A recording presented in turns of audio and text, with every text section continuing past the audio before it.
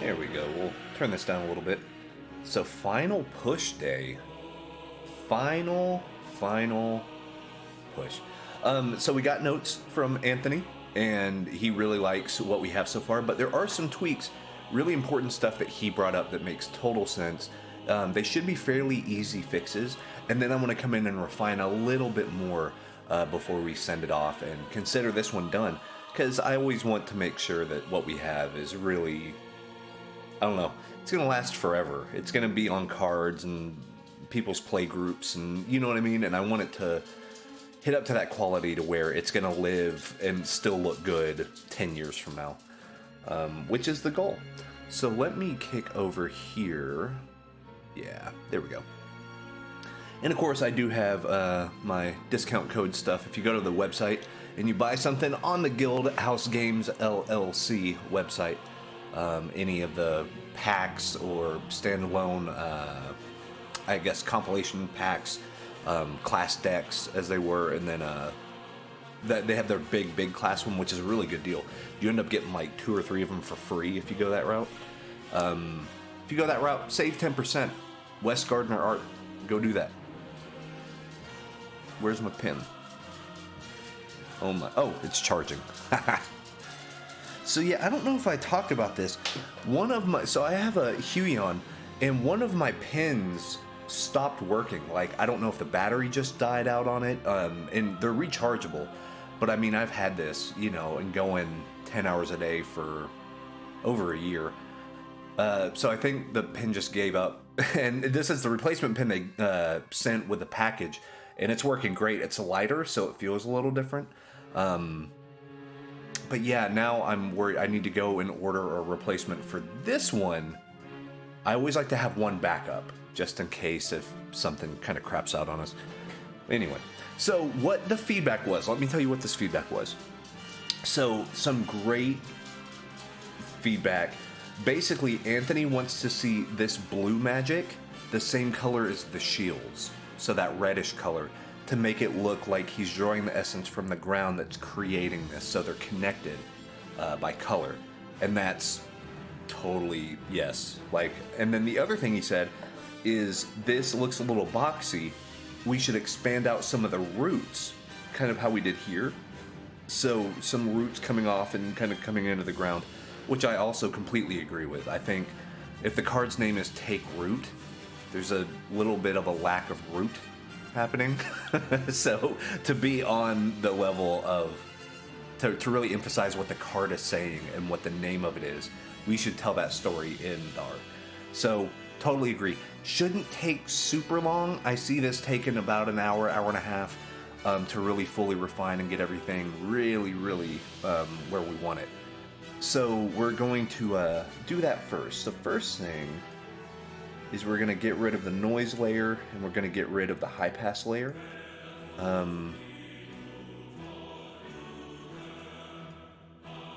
We might even, we'll keep, let's come back down here. So we have this. Let's go and how are we going to switch this color? We could probably just do a color overlay, and this will give us a lot of control. So if we go to color, what this does is it keeps the brightness and the values the same, but you change the hue, you change the actual chroma value. So let me go in, let me get my, I'll do platinum set. Here we go. This should be fine. So we're gonna do this, then we're gonna grab that kind of deep red color. See, and we do have the special effects all on their own layer, so I could hue saturate it and change the hue that way. But I want to see how this looks.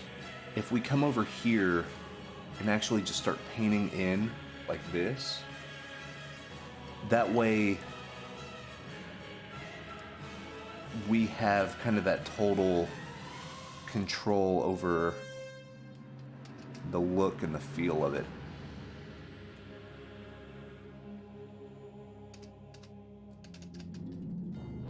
So we're gonna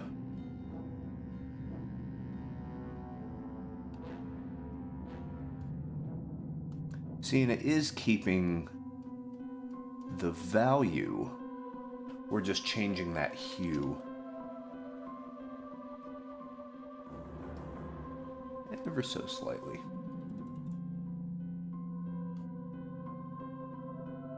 And it's nice because we're not working at full pressure on the pen.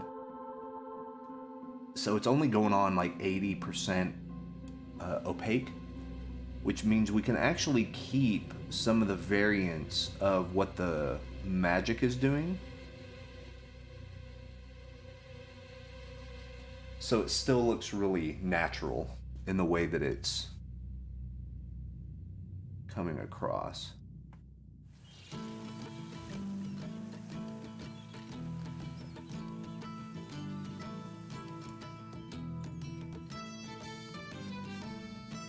We're going to do this. And then what I'm going to do, I actually tested this out with a new coloring style last night. I'm going to come in and do the edges with an eraser and erase some of this stuff to really make it form fit what we already have.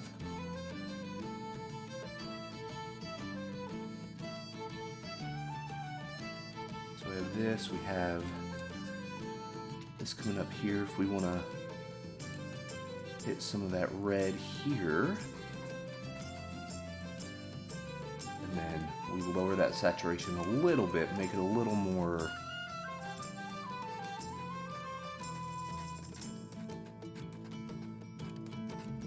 yeah, there we go.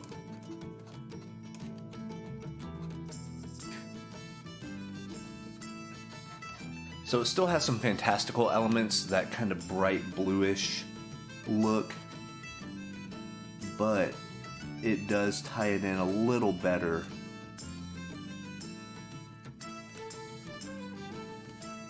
With what we already have established here. And what I'll even do is I'll probably grab the orange here in a minute, and near the really bright spots, hit it with the orange to make it look quite a bit brighter. But right now, this is just to shift over that chroma.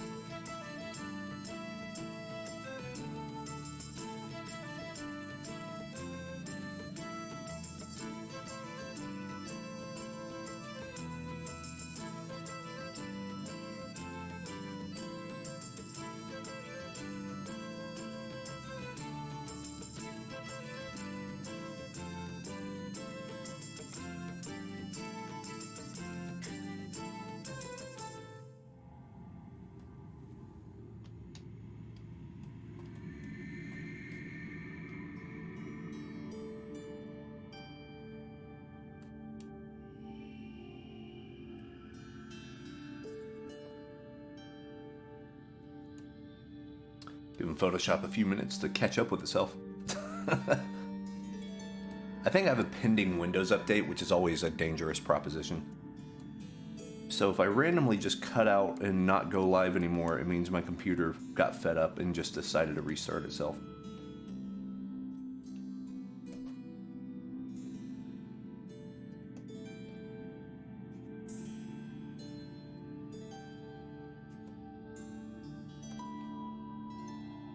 We have this, and if we have kind of that brighter orange, yeah, so you kind of come around the cusp of here, kind of hit this orange, some sporadic detail stuff there.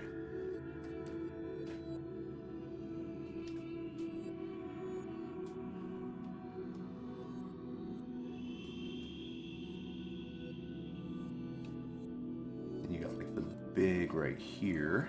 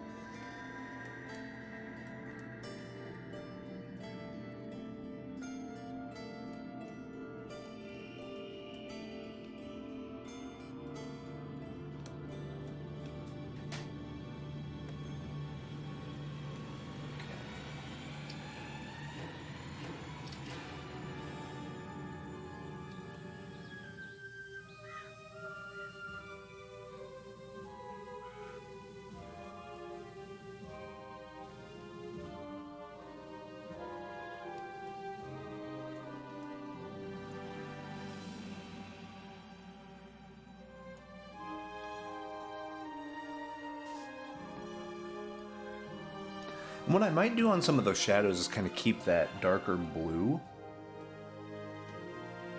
It just has a little bit more value contrast, I think.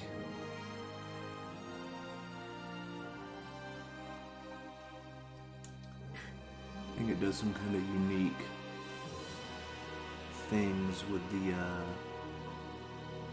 colors.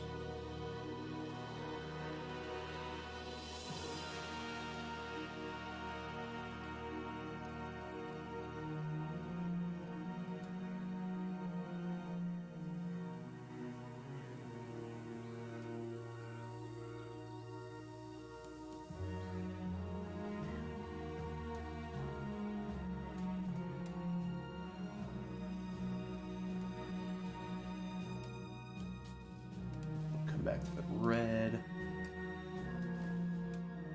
and to go where those darker parts are.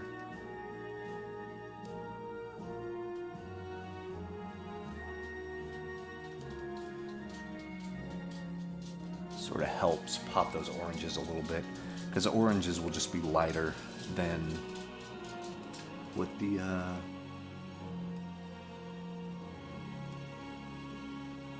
reds are.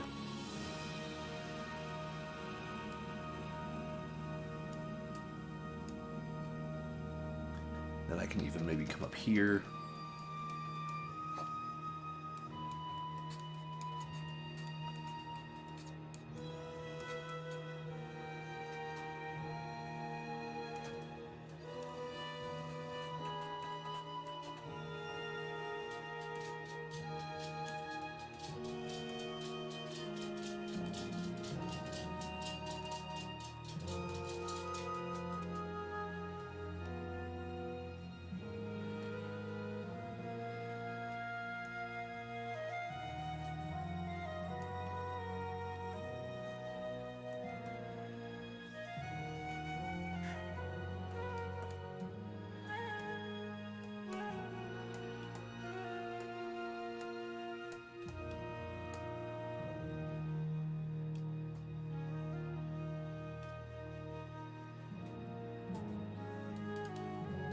Then what we can even do is probably come up over here, do a color dodge on a new layer, get that red, get a soft brush, and this is where we can hit it with some of those really, yeah, those bright.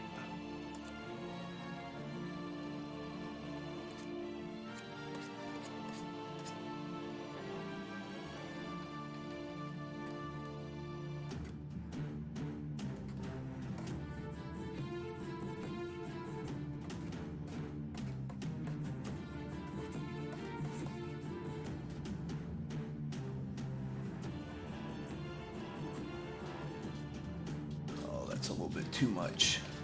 Okay.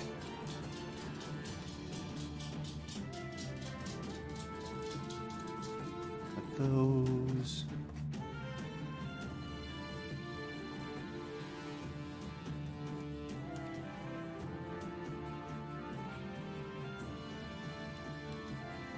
Kind of redden up that hair a little bit.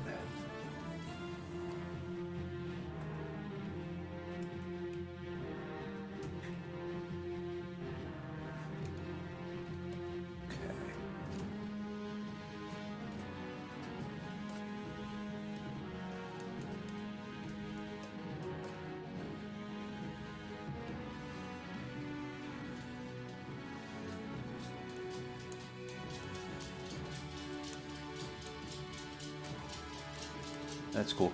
And what's funny is this is almost bringing in that chromatic aberration look that we've been wanting.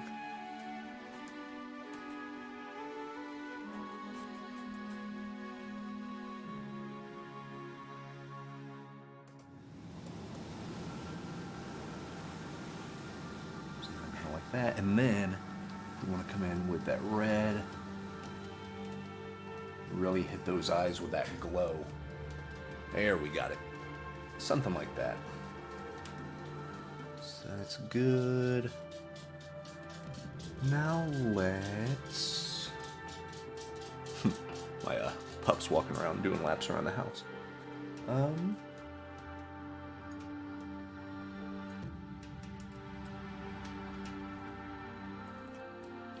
Get some of those.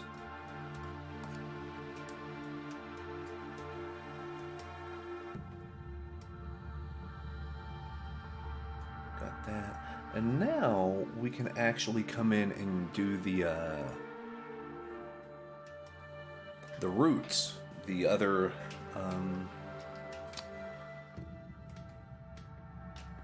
piece of feedback that we got.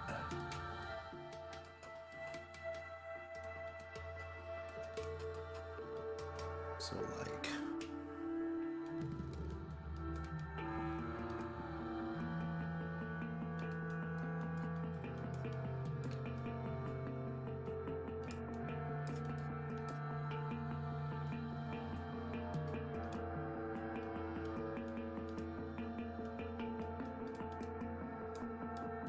since this is actually kind of away from our main focal point, I think this is going to work pretty well.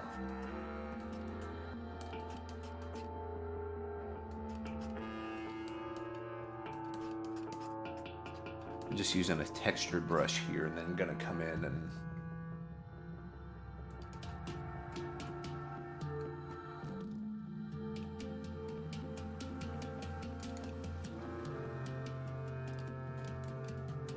make this look like it was always there, always part of the main design.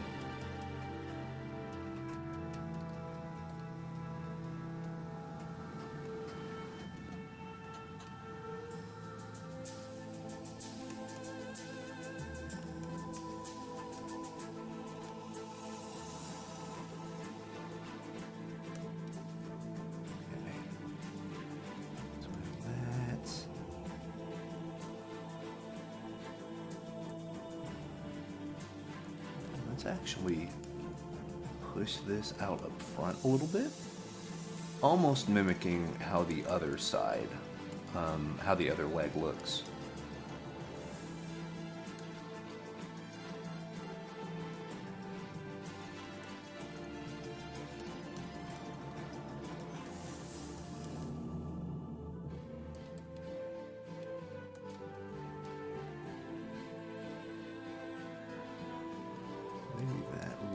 To be quite a bit bigger to really show up on the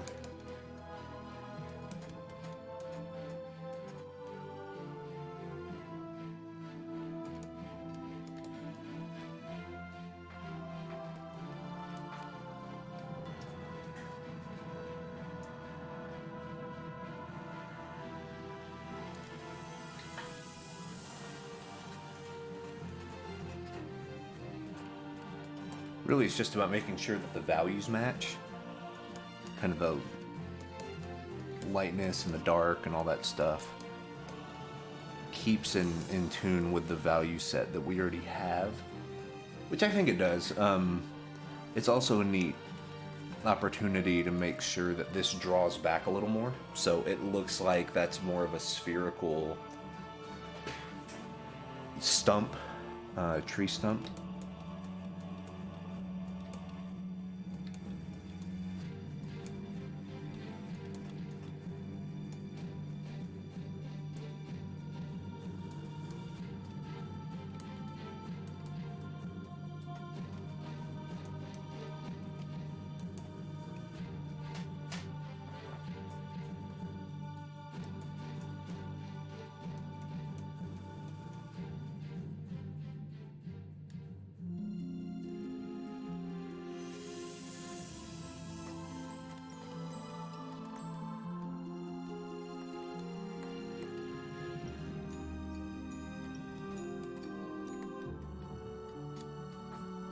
Just trying to add a little bit more texture with a brush instead of relying so heavily on the photo texture.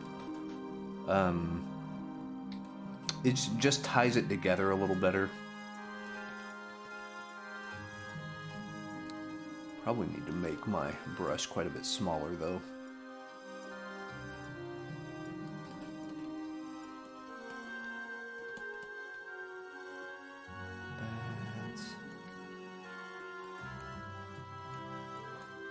then, yeah, let me grab the red here. And then actually just do some just straight red brush strokes. Just to start making it a little bit less color overlay and a little bit more painterly. That's really my only complaint with using the color overlay method to color things from black and white. It doesn't look natural all the time. It looks a little disconnected because you can see where the brush strokes are, but then the color doesn't quite match with the speckles and stuff like that. Like whenever you're zoomed out, it's not that big of a deal. Like whenever it's card size, you really won't be able to tell. But I don't know. I always have that slight, deal in the back of my head, like I know it, so everyone else knows it. Which is not true, but...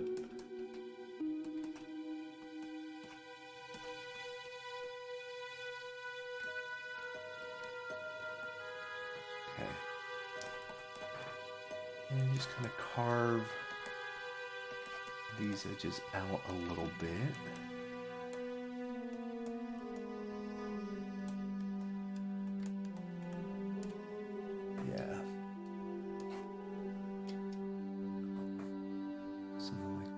And then if we come back this way, make it look a little more organic.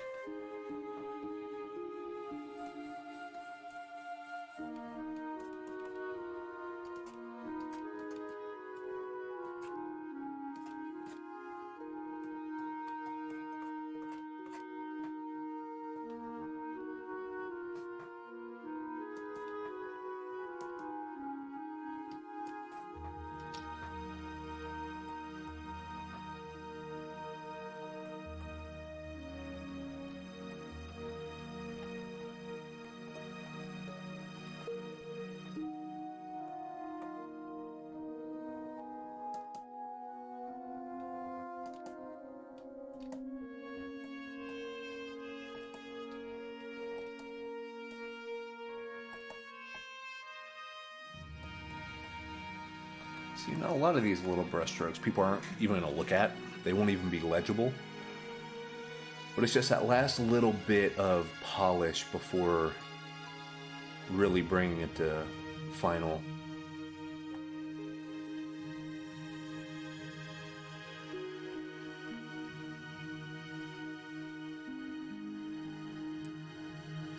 I don't want it to look like octopus tentacles, but it looks to be kind of what's going on here.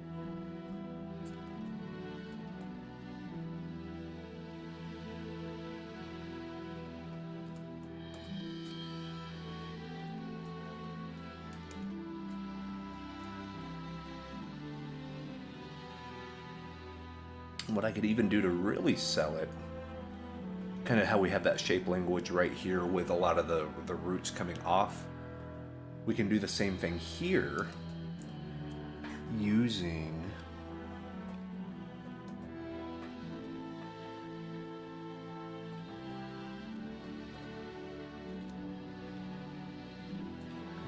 that same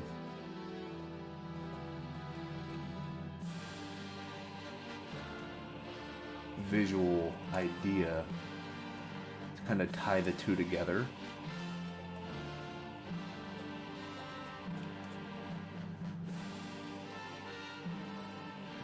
Like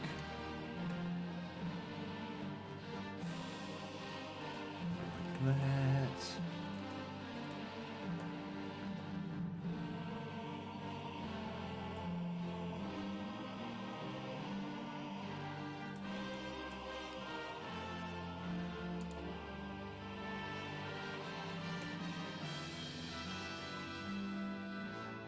then just sort of mimic the same visuality, the moss growing over and things like that. So just really color picking from where we're already pretty well established.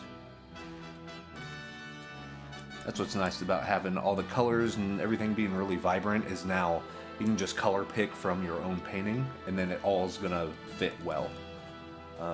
You're not making up new colors, you're not introducing stuff that's not repeated. Because repetition is kind of nice in regards to art.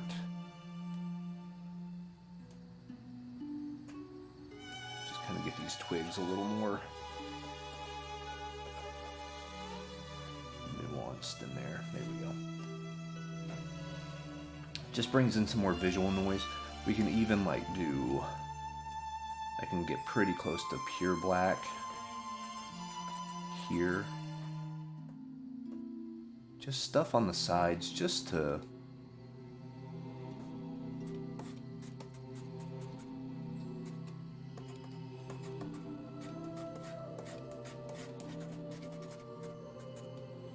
add a little bit more depth to what we have so far. Then if I come in and do like a, let's do that with the wet tail, that way it looks a little more painterly. Come and just draw some more leaves and stuff that way.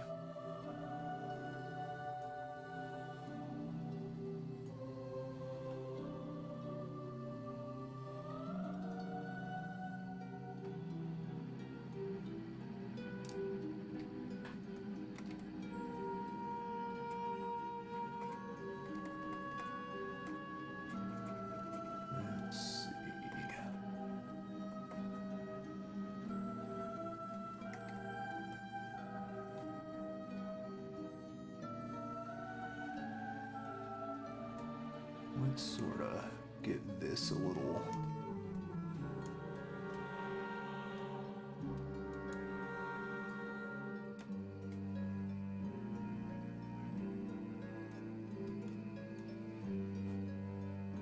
and if we want to do like a cast shadow over that one.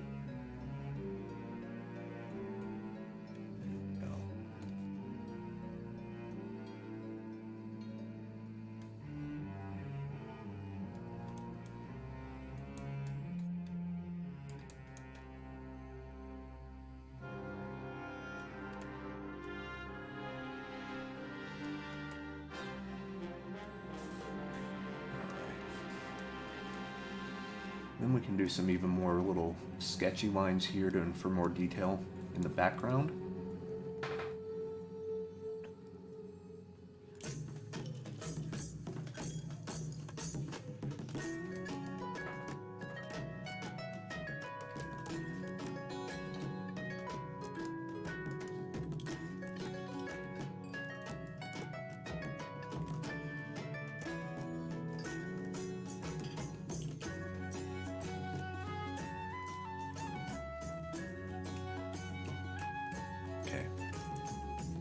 So we're just getting some more of the foliage in there, making that happen.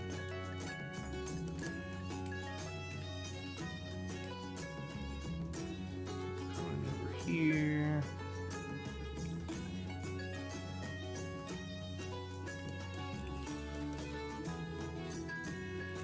Let's smooth out that transition a little bit.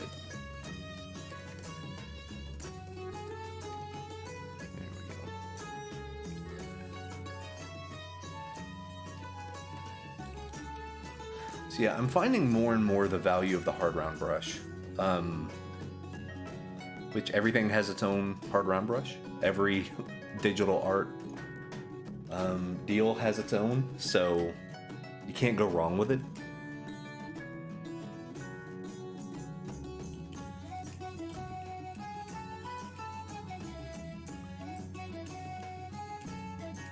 I'm trying to think. I think I want to fix right around here on this peck. So what we're gonna do, I'm gonna introduce some foliage over here to kind of block this a little bit. Because I think it looks a little better if he's almost wearing it like, you know, the, like whenever you have a backpack, you have the straps. I wonder if the cool straps of,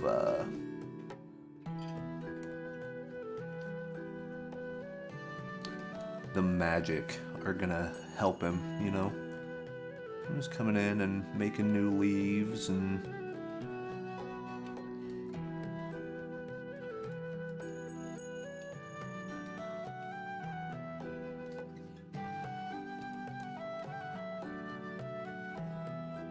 if we wanna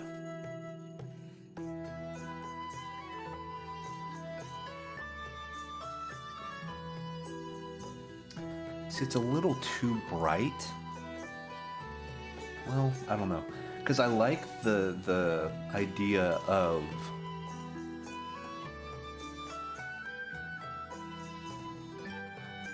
the super harsh magic, you know. And then see, that peck shouldn't be that high. It's probably gonna be like that.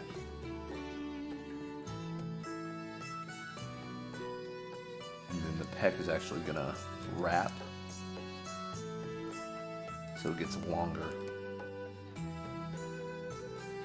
So that's why we'll just kind of hide it. We will hide it a little bit. It's always good to take a break, like a few day break from looking at a piece, because you get new energy whenever you come back to it. And it's also nice to know we're so close to final, that we're so close to turn-in. So now everything is, this is just the frosting on the cake. You know, this is just for icing on the cake. Frosting is like cupcakes, right? You can put frosting on a... What is the difference between icing and frosting? Is it just a regional thing? They're kind of the same thing? Or is it one is made with a certain ingredient that the other one isn't? That's probably what it is. I bet it has like, one has egg and the other one doesn't or something.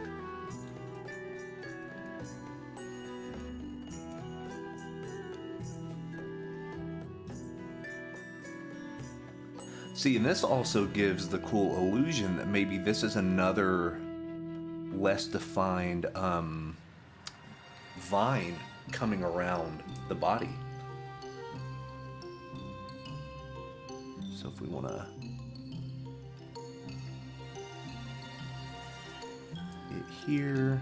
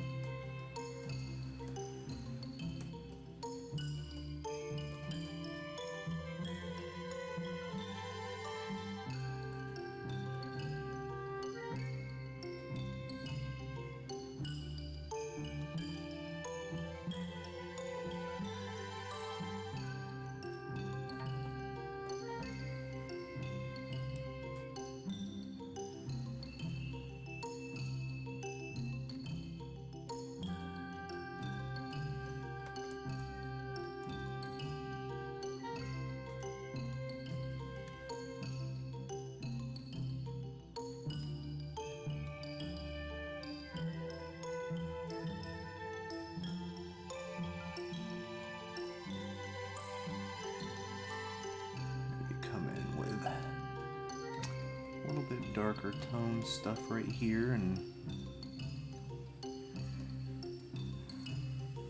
now since we have our nice hard round brush that we're using, we can add some slight textural stuff to the face. Make them look a little more grizzled, a little more war-torn.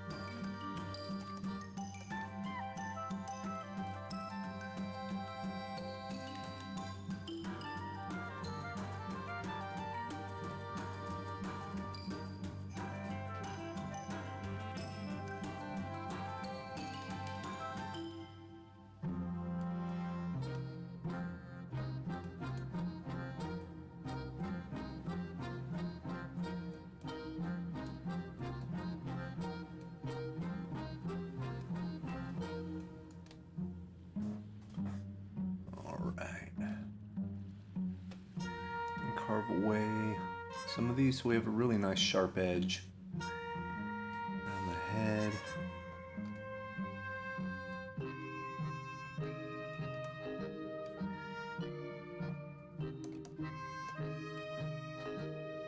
You can even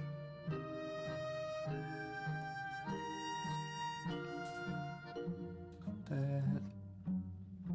Yeah.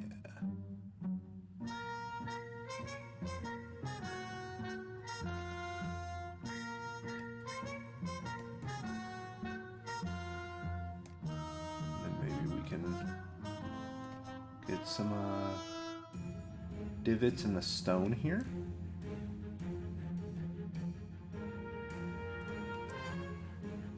Make it look a little more detailed with some scratches and things like that, and then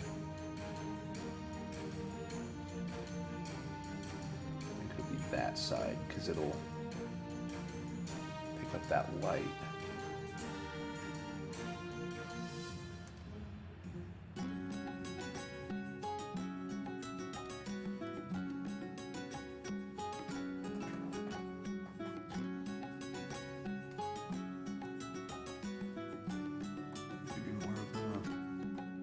Blend in that way.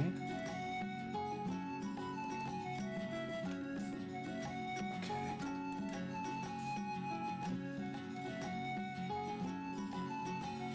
And if we grab a little bit of orange,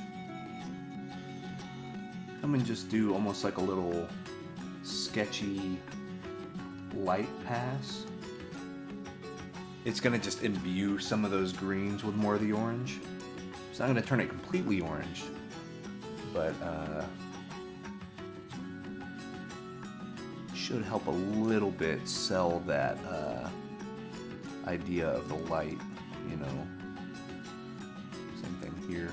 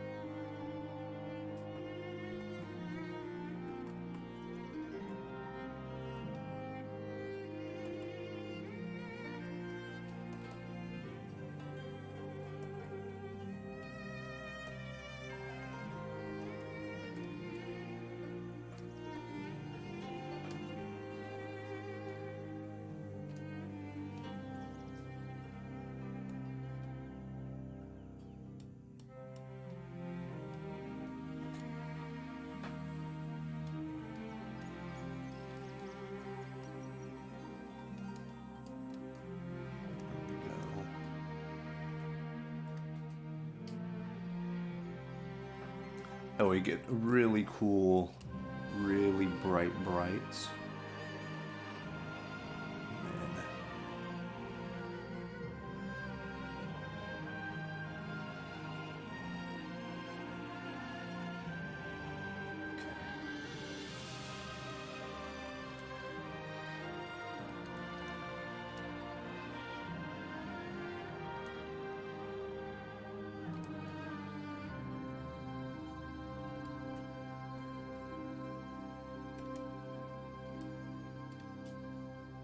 If I get pure black, I'll work that in here.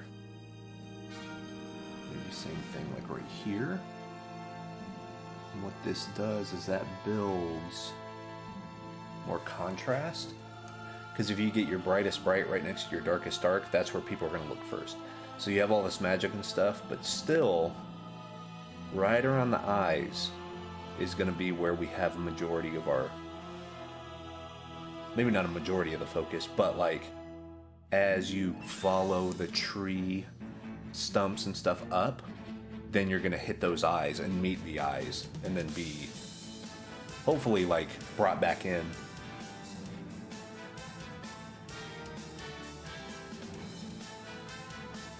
Let's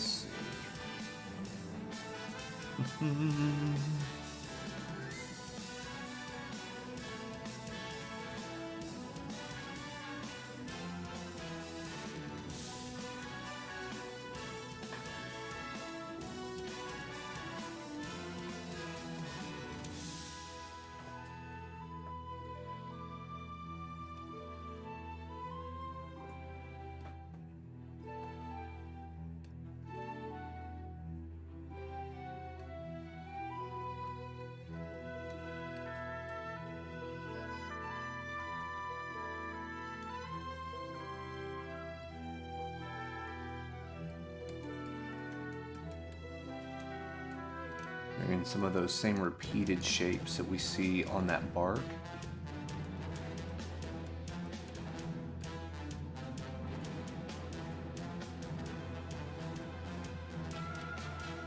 Just adds that little bit of extra texture and believability.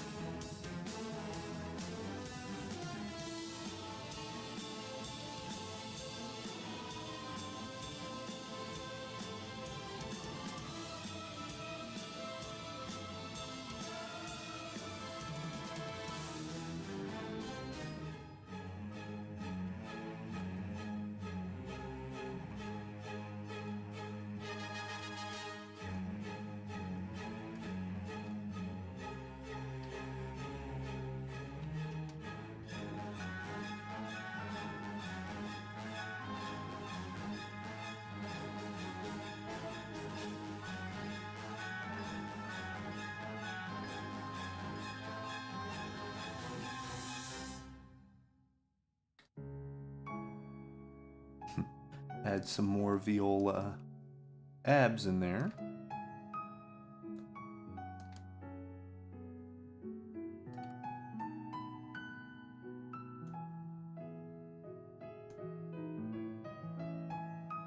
I'm going to subdue those back down.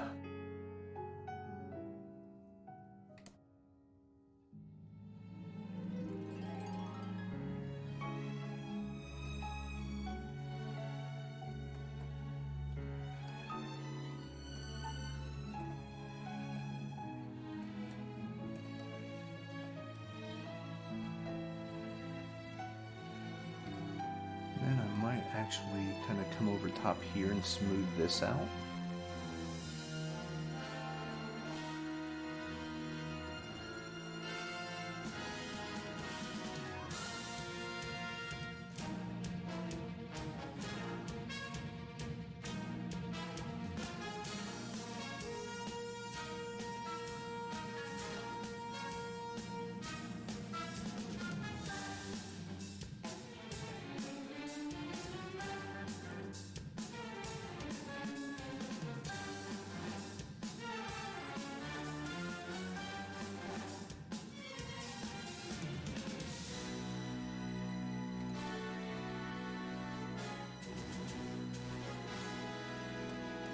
There we go. Now it's looking a little more,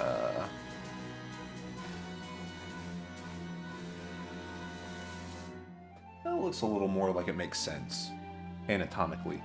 It's still very comic booky in the way that his,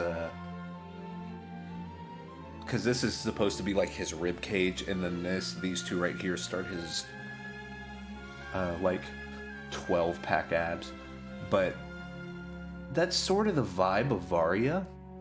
It is illustrative and dynamic, and I guess in those ways it is fairly comic booky. Just about getting the intention correct, I think, about getting the overall vibe down. You see the pecs are actually two muscles. You have your major and you have your minor. So I want to say that the minor is going to catch that light more.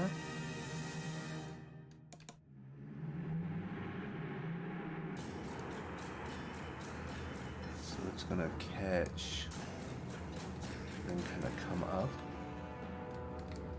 And that brings down. Is that down? Yeah, the lighting's not exactly right. In fact, I might have to bring up his chest. Maybe to be like right here? That seems a little better.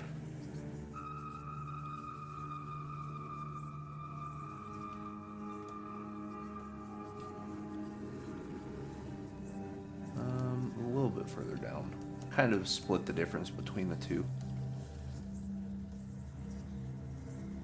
Something like that. And then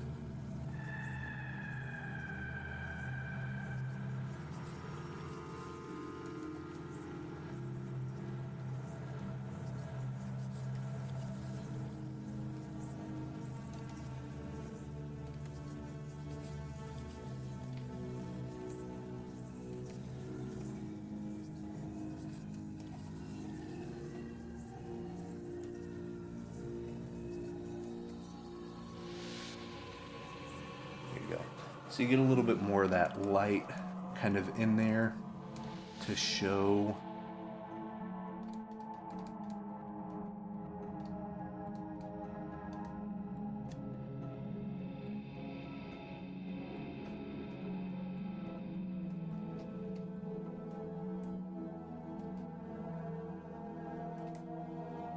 So it's not just pure black anymore. It's nice to do this because it adds some weight to the figure. And while he's, you know, he has kind of a swimmer's build, he's still going to be in pretty good shape.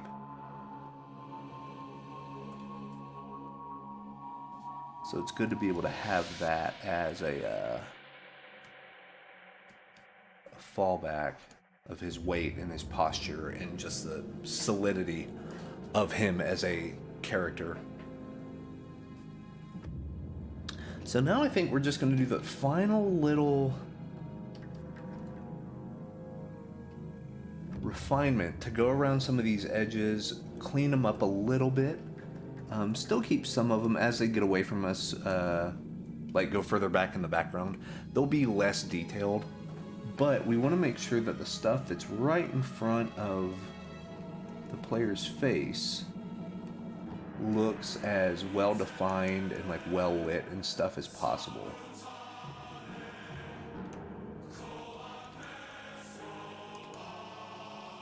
So like smoothing some of those out.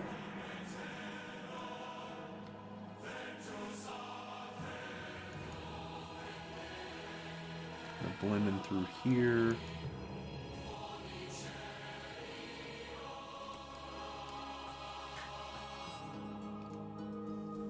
There we go.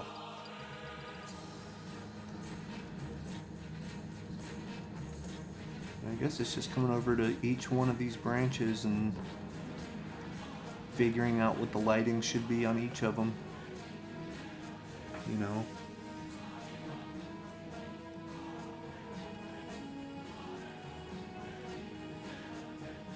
So that, a few of those. Maybe do that.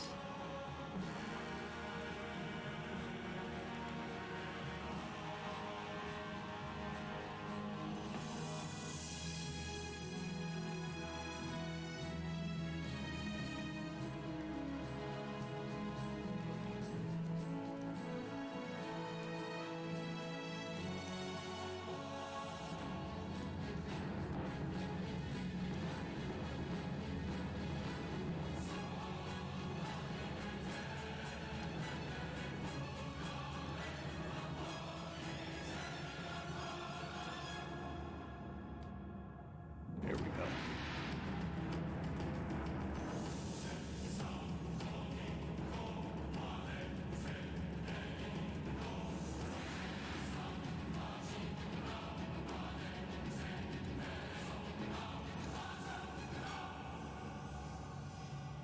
Maybe we can have some fun in the background here in a minute and just start really adding some cool detail, receding back into the background.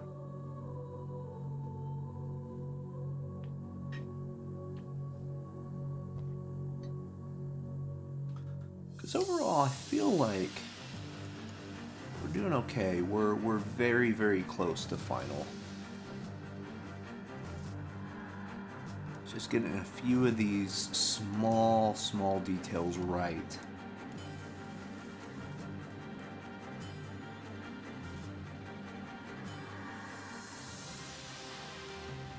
Oh, that's true. Maybe we can use these magic lines to, like, go around the forms.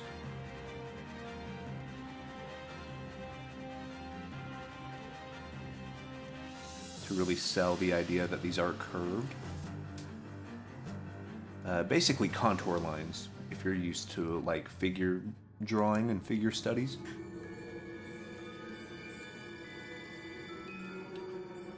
Those.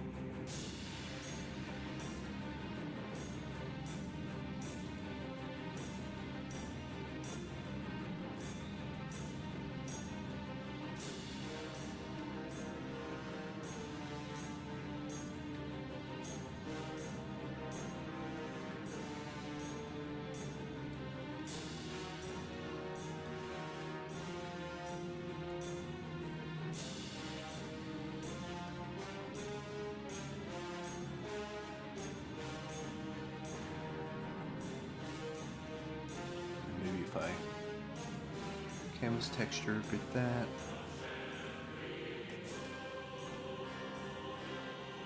Something like those. Yeah. Kind of introduce a little bit more light in there. But nothing too crazy, you know? Let's come back up here. Sort of lead some of these darks back here.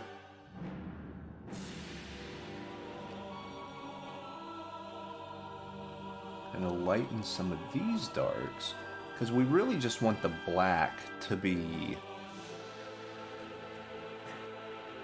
right where no light is going to show up, you know?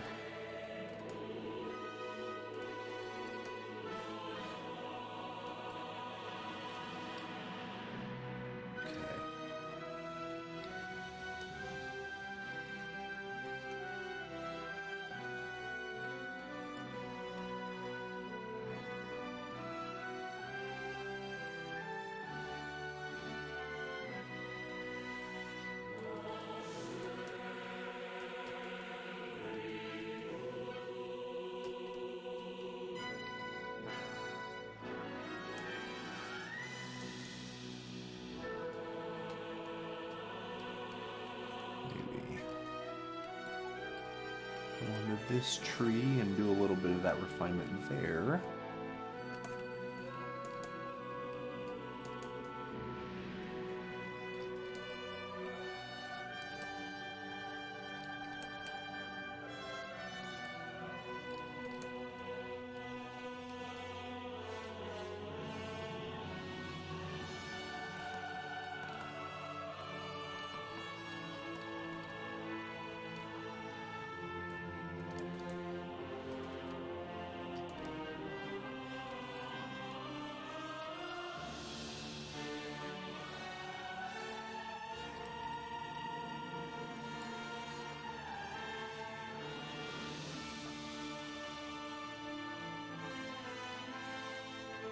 So I wonder, I bet I can come in here and just add a little bit more shapes, kind of silhouettes of stuff to infer more layers of depth.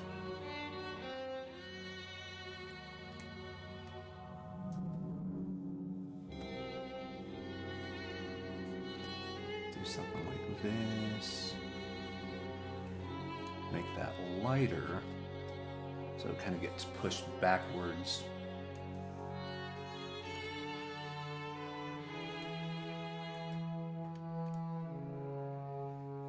Over here and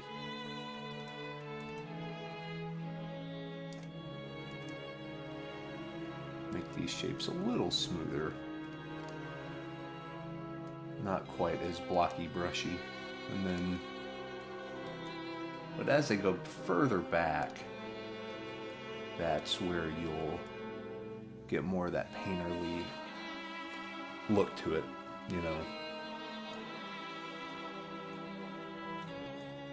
But overall, I think it's very, very close. I still want to play with it for a little bit, just kind of down here next to these tree roots. I think I can refine a few of these shapes a little better, get that light to come through a little more. Might do a might do a little more foliage around here. Maybe some more leaves.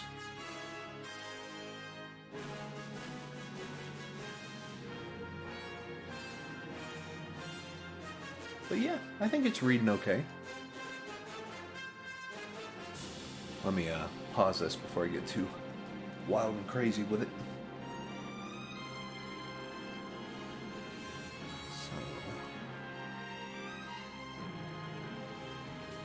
I wonder, I should probably push this to the back.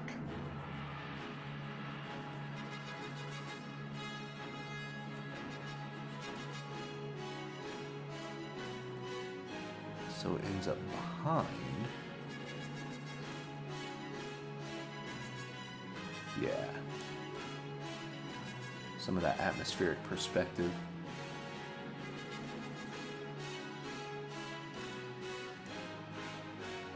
There we go. So once again, that's just going to add more depth to what we have, which I think is pretty critical, you know. You want to make it look like that woods goes back quite a ways.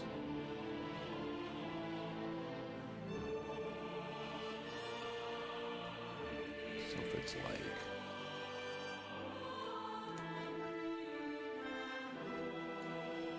something like that. Then we can even look at that in sort of rim light.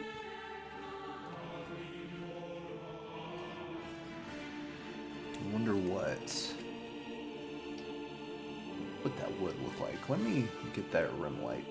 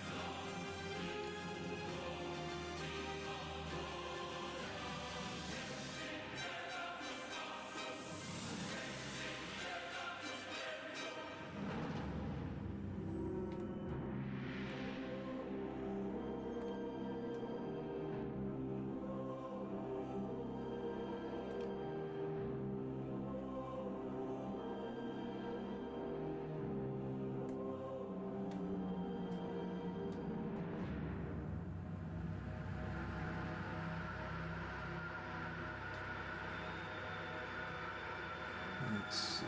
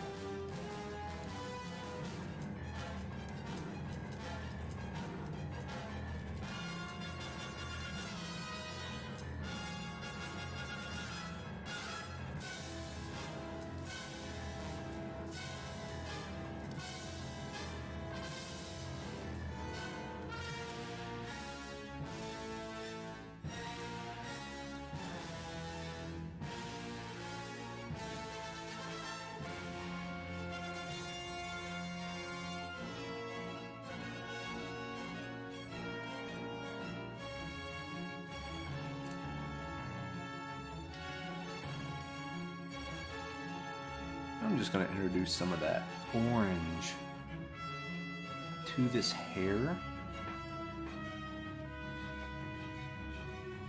Very kind of minor, not super overwhelming, but just enough to add a little bit more color depth and stuff to it. I think we're pretty close. I'm feeling good. I think some of the refinement passes I like. I like using this hard round brush with the wet tail. So this is my platinum brush pack. I think it's like $4, but it's going to be 30% off starting, I think, tomorrow until the end of the weekend. There's a St. Patrick's Day sale happening on ArtStation, but I'm also going to do a coupon code on Gumroad and Cube Brush. So if you want to check those out too, just hit up the Twitter, because I'm going to put all the discount codes and stuff up there. But I like the brush set. This kind of has everything I need. That's why I called it the Platinum set, because I always come back to this one. I made this because these are the collection of my favorite brushes to get the looks that I want. And it's fun because I always kind of rediscover brushes that I already have right here, but I don't use a lot. And then I use it again like this. I usually use the hard round opacity, but hard round wet seems to be a little more painterly in the way that we want, which people that tell you brushes don't matter, don't listen to them. I think they do matter. I think it builds excitement. I think it makes it easy, or easier to kind of get an effect that you want. Now, could you do the whole thing with a hard round brush? Absolutely. And it would still look great. But having a variety of brushes is always, it's almost like a breath of fresh air. Like you can kind of shake things up a little bit, get some cool looks that give you more ideas. So basically you're adding gasoline to your vehicle, you know, as it's going. You're spicing things up a little bit. Like, do you need a new steering wheel cover? Probably not, but it's cool. You know what I mean?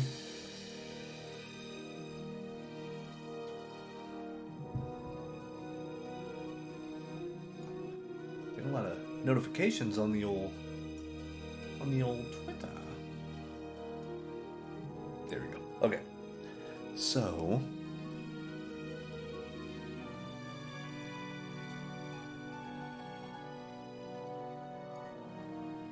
okay. Just kind of looking back here, you know. Overall, I feel okay with that. Let me do the value pass. Yeah, that feels pretty good. Now, it doesn't quite make sense that there are a lot of darks, like the darks up front are the same darks as right here. That kind of throws me for a loop a little bit. So I might lighten this, especially if he's kind of going back. Like, I can lighten this stuff right here. So let me do that real quick. And I think that's going to be the last finishing touch. And then we'll do all the post-processing stuff, and then we'll be done. So overall, let me grab that.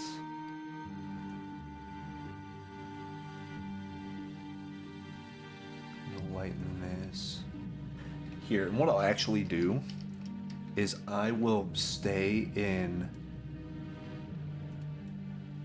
this view, but I'm still using color. So this is just kind of an effect that I have.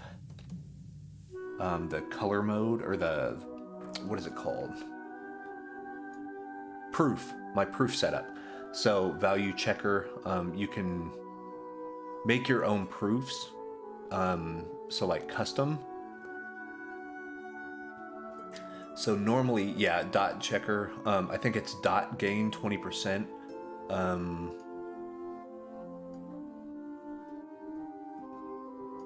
Yeah, so device to simulate dot gain and then black point compensation, I think. I think that's how it is. There was a tutorial, I think Marco Bucci may have done it, or Cynics, somebody may have done it, to where they talk about creating this a custom proof to do value checking. It's super handy because normally if you use a black and white layer, or like a black and white filter, it changes the values. So it changes how dark and how light things really are. But this one, it basically just converts it directly. So it takes the color's value and then it gives it a... See, there's not big changes here.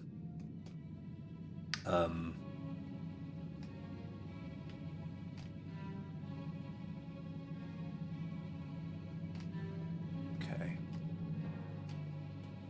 So yeah, we can just stay right here. And then we'll actually come in and do this again as well. So we'll kind of hit those. Kind of muddy this up a little bit. That's fine. Kind of smooth that out, you know?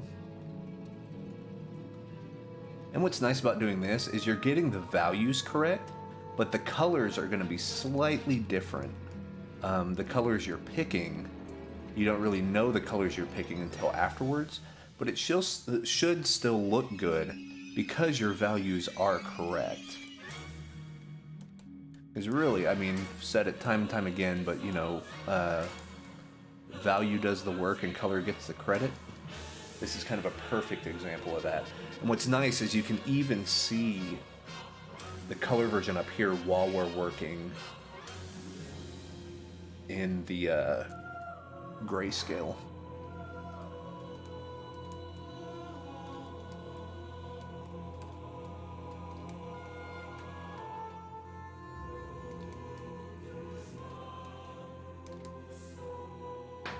So that could be okay. Maybe get a little bit there. And then I'm gonna lighten that up even a little bit more.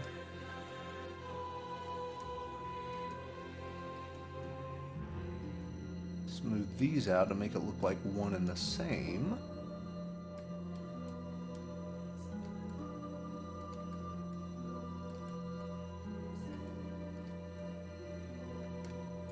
See, now you have that sort of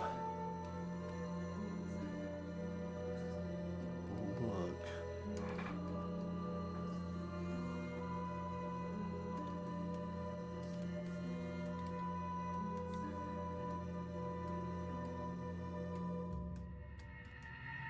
But it does muddy your edges. So if you want sharp edges, I would recommend either using the hard round solid or the hard round opacity. Because the wet one, really what it does is it does blend. It blends a lot of your stuff together.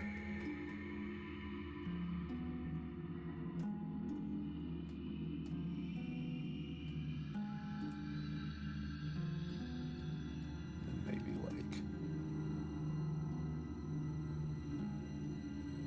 Oh.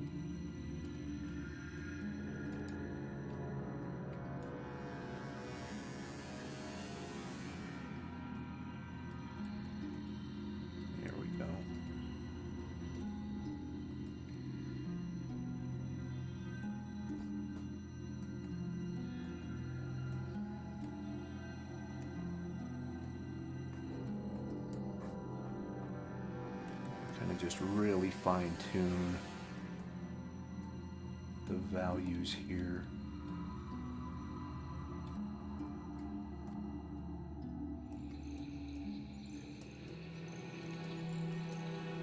Smooth it all out a little bit.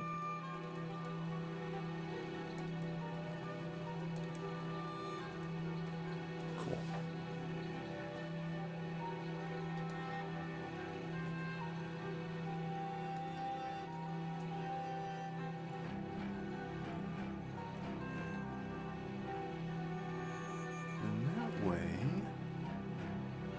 Come back by over here.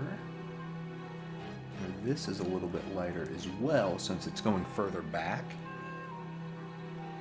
So we're lightening it just a little bit. This is where a lot of that nuance and control of values comes in. And it really does make a difference.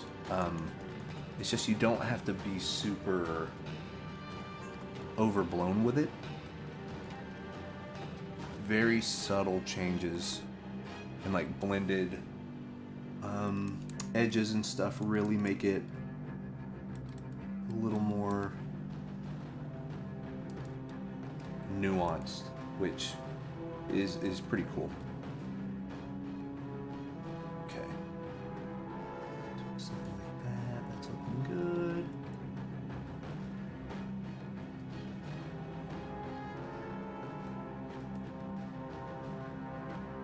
Something like this.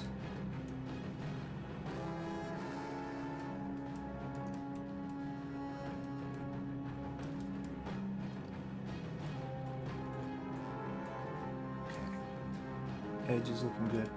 Let me go in and define this shape a little bit more, because it looks a little wonky to my eye.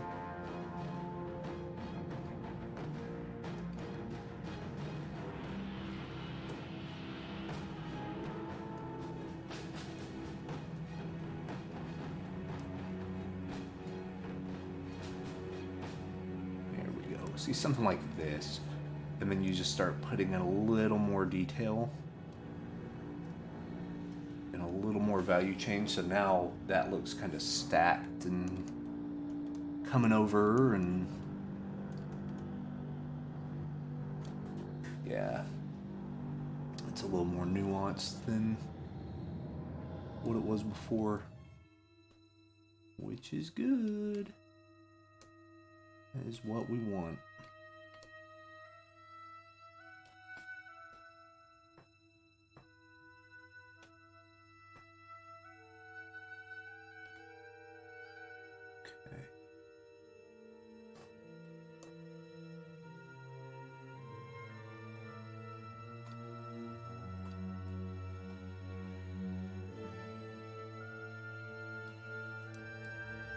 Some of that red back in.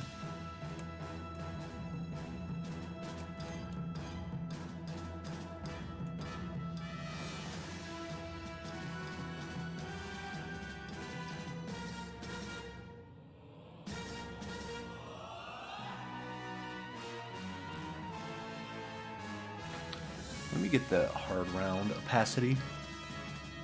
That way, come back down here.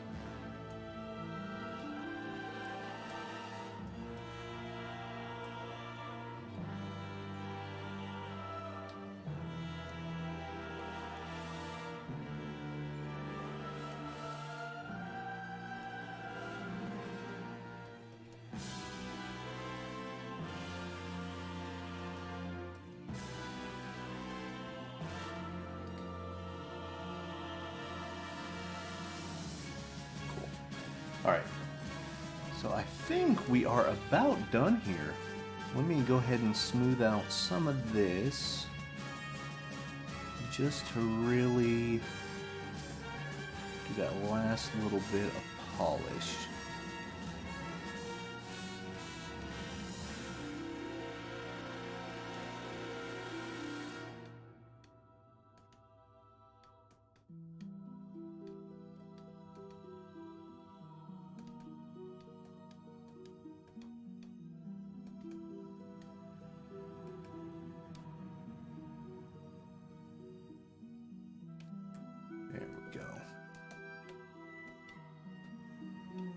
Some of those. Let's get that bright color. Come in and add some lines just to infer a little more detail.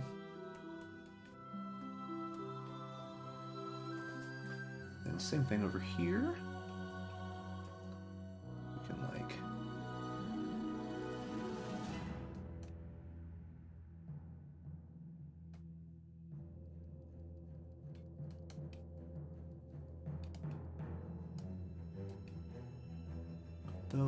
those.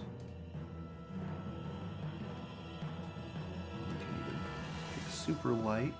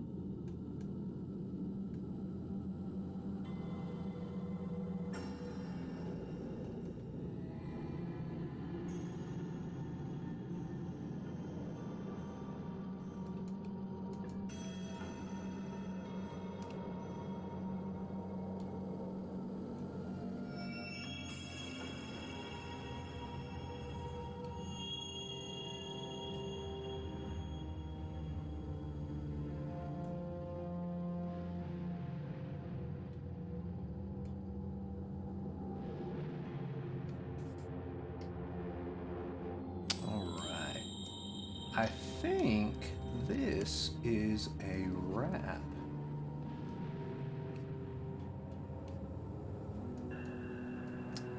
So I can come in and kind of do these little tiny just sketch lines and stuff and refine some of the edges and things like that. I can do that all day. But it's nice because we're just at that point now to where at any point we can stop and be done. But just these little bit of marks actually end up going a long way. So yeah, I think that's about it. I am gonna do a quick brand new high pass pass, and then the screen with the noise layer. I think that'll be pretty good. So I'm just gonna come in while I'm thinking about this and breaking up some of these shapes with the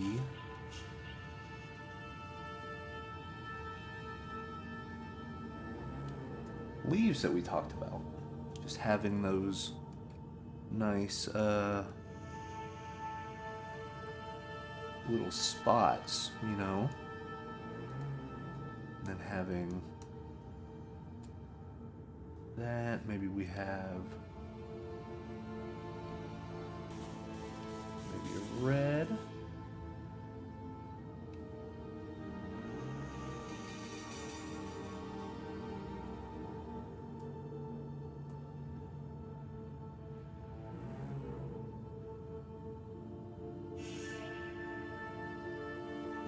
Something like that, and then saturate a little bit so you almost get that pink color.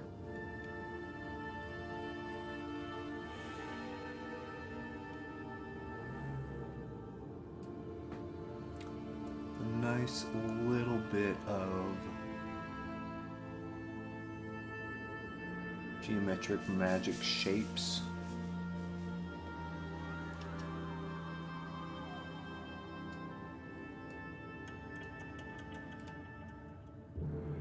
And see, since the values are pretty close, it's going to blend in really, really well. Because then if we come back out, and if we file, let's save. So you have these little bits of that red, see little bits of those, but overall it doesn't take away from anything that's on the old palette there. So I can maybe come in and refine that a little bit. Maybe come in and refine this edge a little bit, but then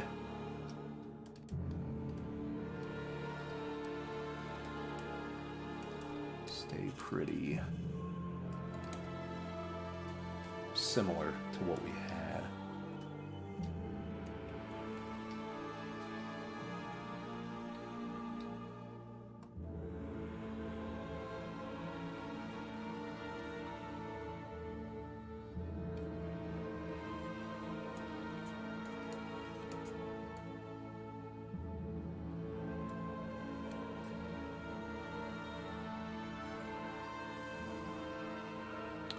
Some of these. Yeah. Refine that.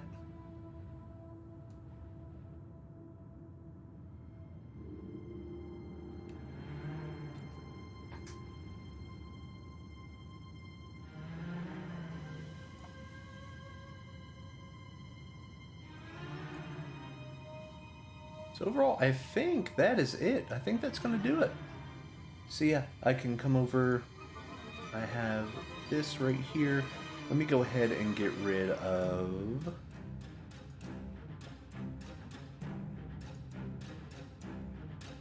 some of these areas.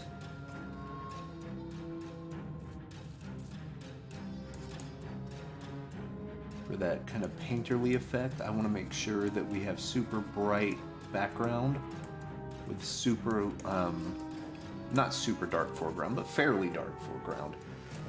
Because we just want to make sure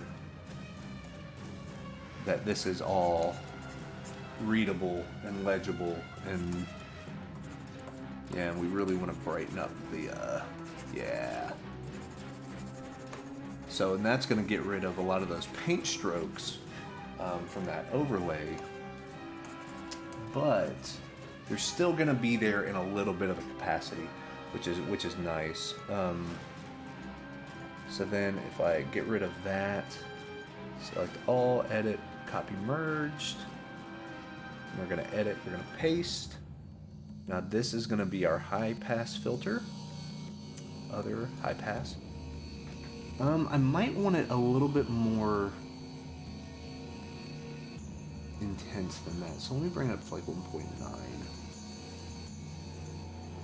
Yeah, because you can see it's kind of hard, it's probably kind of hard to tell on stream because of the noise and the compression and stuff, but there's a little bit, and you can see it here, where there's edges, this is catching, and like if I come over here, like you can see that the pastel-y brushes and stuff, it's catching a lot of those porous edges, which is what we want. So if we come over here, do that high pass filter and go to overlay, what that does is that really sharpens up some of that texture. And then you can always kind of come in and subdue that down a little bit on places you don't want the texture to be that high. Or what you can do is keep it at 100% opacity, like we have been, then go ahead and make a new mask. And then whatever you don't want, you just paint black. So near the face, I don't want a lot of that. So we'll kind of soft brush that out. Like you're still gonna see it, but it's not gonna be as quite as dominating. Because you want to save that type of texture for your grass and your trees, and so anything that's like skin, we might get rid of that high pass. unless it's like a really hard edge that we want to show. So like with our stone structure and the geometric shapes, we want to keep that. And the same thing with the texture on the tree. But like some of the background foliage, we don't really need that to be super crisp. In fact, the whole idea is that it's not crisp. It's further away from us, so it's not as refined. So I'm gonna just come in here, kind of get rid of the high pass filter on stuff like that. That way it just sort of blends in nice into that background.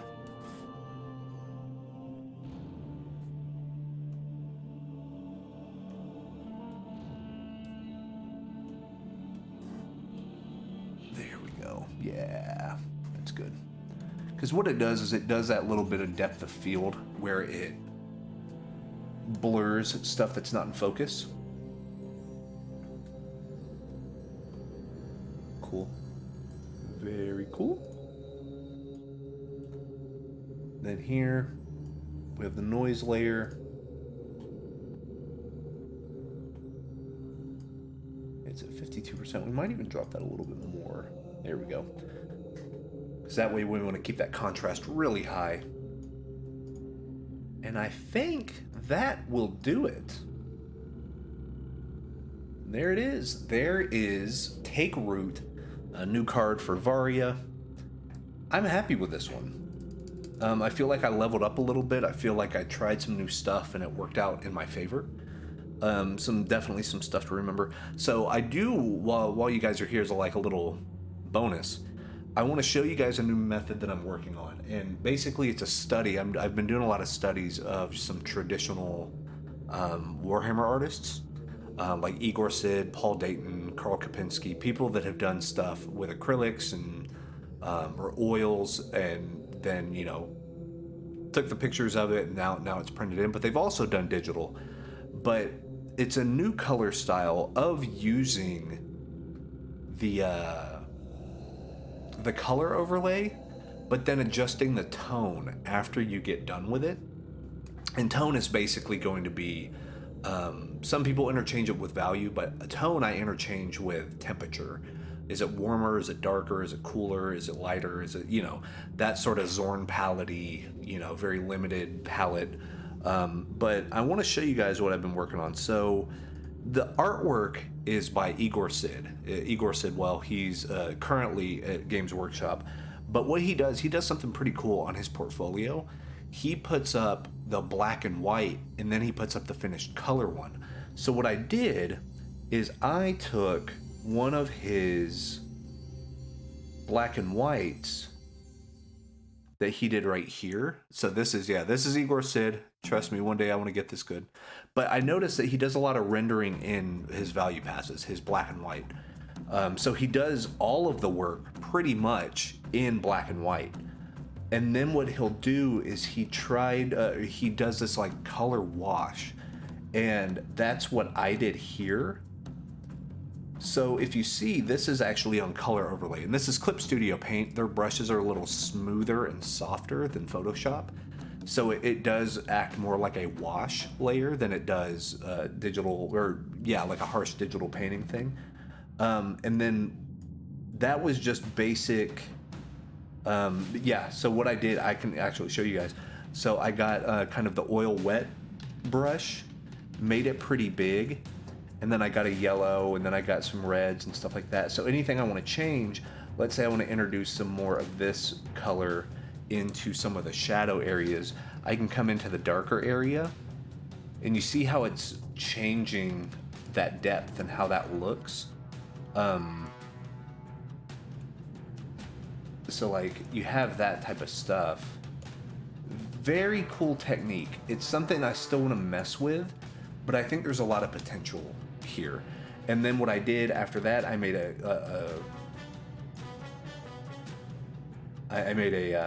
merged layer, and then I did a tone pass.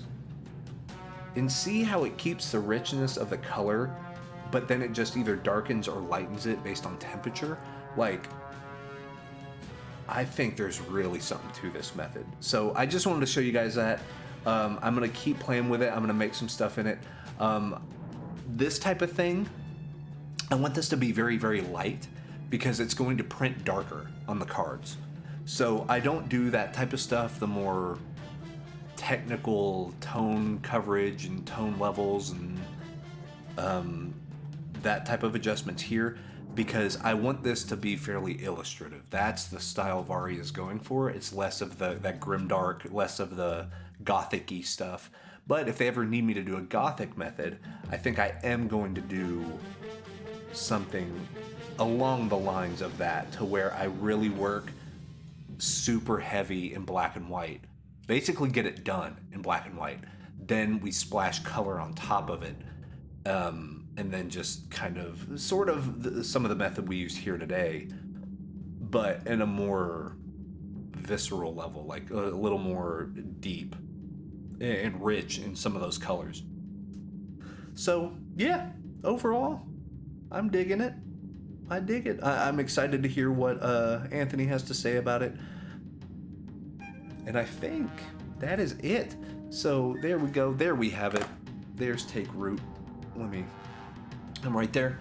There it is. So yeah, very happy with this one. Excited. It feels very much like a piece of card art. My other ones were a little avant-garde,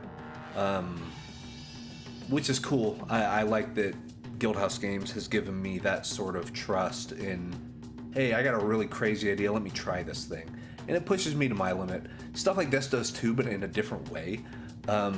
This, I wanted to mimic that look of a traditional, you know, Magic the Gathering, Eternal, Legend of the Five Rings, like those card games that I grew up with. I wanted to kind of do that, but a little bit more illustrative, cartoony. So did that. One of these days, I am going to really put my all into a very realistic Greg Rukowski, Randy Vargas, Karl Kapinski realism gothic look. It's just, I haven't felt comfortable doing that with any of the stuff they've given me yet. But we'll see. And that's why it's always nice to work with other clients like Warhammer and stuff, because you do get to branch out and experiment a little. But that's it. That is it for me. Thank you all so much for coming on this journey for Take Root. Hope you learned something. Hope you had fun. And if you have any questions, of course, hit me up. Let me know, either in the comments on the YouTube archives or on Twitter or Insta or wherever you find me. But like I said before, if you want to go save some money on Varia, go do that. Go save your 10% on anything in that store. Just use Wes Gardner Art as your promo code, and you'll be good to go. They'll know that Wes sent you. And yeah, it's a lot of fun. I love working for Guildhouse, man. Super fun. They let me do a lot of crazy, wild stuff. So, and I can't wait to do another one. Hopefully our next few we'll be able to stream as well. So yeah, go look at the past archives. I've done 2 cards. This is my 3rd card that we've streamed. I did Calamity, I did Whiteout, and now I did Take Root. We're gonna hopefully be doing more. And then maybe one day, as we get further and further in our Varia art career, I can maybe do a premium tutorial and actually have Anthony on there, and we can discuss things. And I think there's something to that, because a lot of people want to be a card artist or tabletop RPG, and I think there's a lot of questions that can be answered between an artist and an actual art director on what they're looking for, you know, giving them the benefit of the doubt either direction, whether it's the art director being good to the artist or the artist being good to the art director. Like, there's a lot of that type of businessy stuff that I think could be covered pretty well, and I think might have an audience. I don't know, but let me know what you think, and we will talk to you guys very soon. I want to play some more Guild Wars on stream. We might be doing that tomorrow, unless we get another client deal, which would be rad. But until then, I will catch you guys next time. Peace.